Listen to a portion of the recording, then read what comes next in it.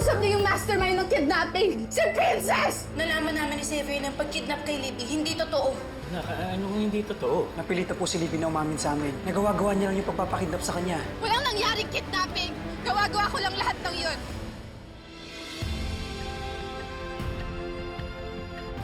Salamat sa'yo, Justin, ha. Hindi lang ako ang natulungan mo, pati si Kuya Pusoy. Salamat hindi mo naisip umalis at iwan ako. Pati ba naman sa ganitong sitwasyon, sarili mo pa rin ang iniisip mo? That jerk Justin set me up! Sabihin natin, prank lang yun talaga. Na ginawa mo yun dahil sa inggit at galit mo kay Princess, kaya mo naisip yun. Totoo ba to, ha? Sabihin mo sa akin yung totoo! I'm sorry, Mommy. Pero! Pabayag ka ba na dalhin niya ako sa kulungan? Magaya ako sa'yo? Hindi tayo pareho. Inosente ako. Ngayong nalinis mo na ang kaso na yun, you can file a countersuit for malicious prosecution. Wala akong pakialam kung ano magiging parusa. Sa akin lang gusto kong malaman nila na mali ang ginawa nila sa anak ko. Dahil walang pwedeng manakit sa prinsesa ko. Sinisira mo yung reputasyon ko. Alam mo, pwede kitang kasuhan sa ginawa mo? Bago mo ko kasuhan, kakasuhan ka na muna ni na Princess. In fact, papunta nga sila ngayon sa presinto para sa initial step kung paano ka magbabayad. Sabi po ni Justin, papunta na daw po si na Princess sa presinto para kasuhan na umalayo. Nice. Let's go. Shirley, saan ka pupunta? Haharapin natin si Princess.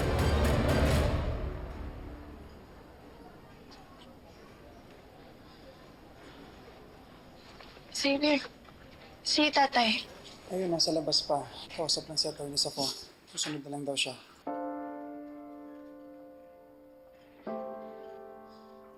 Princess? Ma'am Shirley? Alam kong nalaman mo na yung ginawa ni Libby sa'yo. Pero hindi ko kukonsintihin yan dahil alam kong mali yung ginawa ng anak ko. Mami! Pero ayaw kong sira ang reputasyon ng anak ko.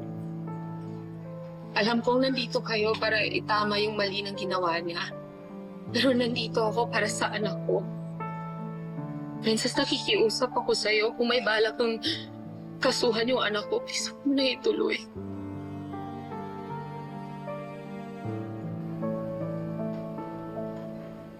Attorney, sige, good luck na lang sa hearing nyo. Kita na lang tayo sa presinto.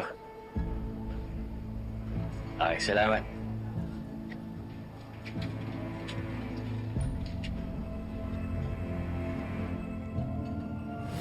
Ngayon, gagamitin mo yung pagbubuntis mo. Pero hindi ka mapigil na makipagbasag ulo kay Charlene. Isa pa, ililipat ka namin ng selda, ha? At huwag kang lalapit kay Charlene. Sir Pascual!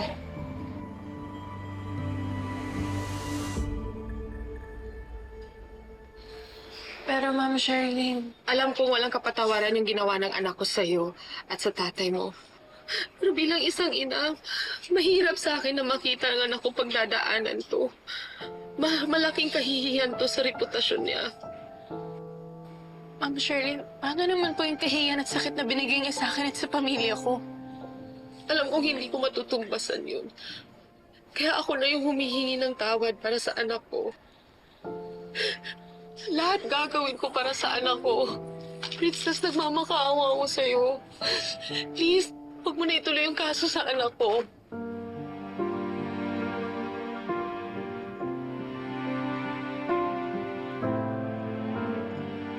Please, iuro mo na yung kaso. Nagmamakaawa ako sa'yo.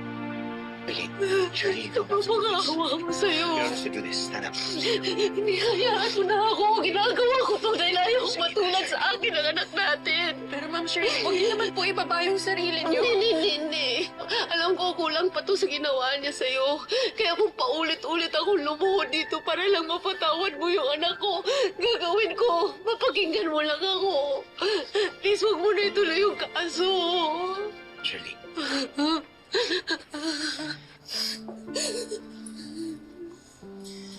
Hindi ko po alam kung anong mararamdaman ko. Nung nakulong po kasi ako, walang gumawa niyan para sa akin eh. Kasi yung tatay ko po, hindi makakilos. Ang swerte ni Libby na meron siyang nanay na gagawin ang lahat para sa kapakanan niya. Ma'am Shirley, Hindi ko po kaya na makitang nagmamakaawa kayo sa akin. Pero iniisip ko po kasi, paano naman po ako? Paano yung mga pinagdaanan ko sa loob ng kulungan? Pati po si Kuya Busoy nadamay pa. Lalaban po ako para sa hustisya sa sarili ko. Mali po ba na maging madamot ako sa pagkakataong to? Bilang isang inang, kung kakailangan ako, haharap, handang-handa kong gawin yun. Princess, please nakikiusap ako. Nagmamakaawa ako sa'yo. Huwag mo nang kasuhan yung anak ko. Pero hindi naman po kayo yung may ginawang kasalanan sa akin eh. Si Libby, hindi po ba dapat siya yung kumakausap sa akin? Hindi po ba dapat siya yung humihingi ng tawad sa akin ngayon? Yan, please humingi ka na ng tawad. Alam natin that you owe her an apology.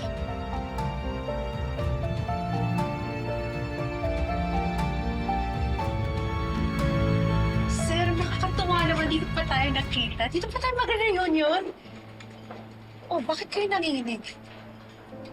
Naninibago ka ba sa itsura ko? Tsaka na-intimidate sa presensya ko? Oo.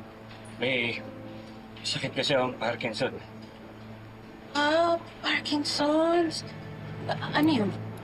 Pero, alam mo, ang sad. Tsaka bakit ka nandito? Di ba dapat nasa ospital ka, nasa bahay, nagpapahinga? Nandito ako dahil para sa anak ko. Anak? Nagkaanak ka pa pala? Galing mo, ah. Sir, sorry, ah. May emergency yung family friend ko. Kailangan ko na umalis. Nice to see you.